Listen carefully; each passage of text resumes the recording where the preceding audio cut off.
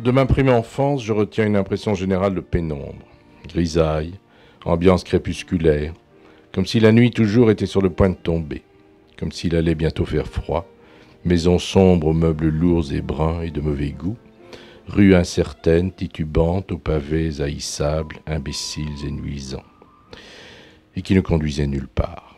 C'était Bruxelles dans les années 50, une saleté moite, ruisselante d'une pluie toujours grasse, laideur, laideur, laideur. C'est un récit de moi-même. Je cherchais depuis longtemps le moyen de parler de la psychanalyse et de faire une introduction à la psychanalyse. Qui plus est, je voulais revisiter mon enfance, mon rapport à la Belgique, mon rapport à la névrose familiale, puisque je suis dans une famille qui était quand même un peu marquée. Il me reste des rapports névrotiques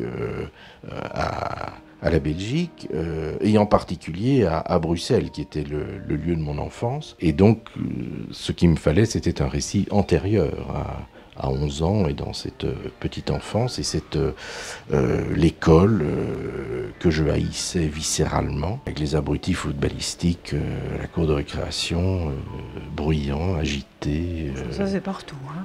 Non, mais absolument. Non, mais je veux dire, bien entendu, ce que je dis de la Belgique, je l'ai vécu de façon névrotique, mais ça pourrait aussi bien être le Kamchatka. Ou, Oui. Votre Belgique, elle me fait un peu penser à la Pologne de Jarry, quoi. C'est-à-dire, ça peut être nulle part, hein. Donc j'ai mis en scène ces personnages familiaux, plus certains de mes analysants, des fragments d'analyse, plus bien entendu moi-même, qui en quelque sorte livre des morceaux de sa vie plus ou moins analysée. Aujourd'hui à Bruxelles, quand il faut vraiment que je m'y rende, je n'y vais jamais qu'avec, circulant gaiement dans mes veines, un bon demi-lexomil, au moins. Ce n'est peut-être pas très glorieux, mais ne méprisons pas la chimie. Ponctuellement ça marche, et grâce à elle à Bruxelles, je ne suis jamais tout à fait. Pas entièrement, un brin décalé, rien qu'un millimètre ailleurs, juste celui qu'il me faut, l'interstice pour survivre. Et jamais seul, toujours à deux. L'exomile et moi, une fois passé la frontière, c'est sûr, on ne se quitte plus, oh là là. Ma position, au fond, philosophique là-dedans, c'est d'une part que l'humanité collective est méprisable et ne marche pas, et d'autre part que le sujet, en revanche, peut quand même conquérir une certaine marge de liberté par rapport à son déterminisme, de son passé, de sa dimension sociale, d'où il est issu, etc. Reconquérir une certaine marge de liberté, c'est pas tout, mais c'est pas rien. Et on est voilà, dans cet entre-deux. Souviens-toi, retiens l'exomile, bromazépam pour les intimes, la petite boîte verte et bleue, 6 mg, 30 comprimés quadrisécables, voie orale tout de même. L'exomile, on a beau dire, y a bombanania. Ô Belgique, ô mer chérie, ô Belgique, chérie, ostroflamouche, brume vaseuse, morne banlieue qui refoule du curton, ô Belgique, fosse à merde, l'exomile. Tout plutôt kanak, shintok, tant pis. Kirghize.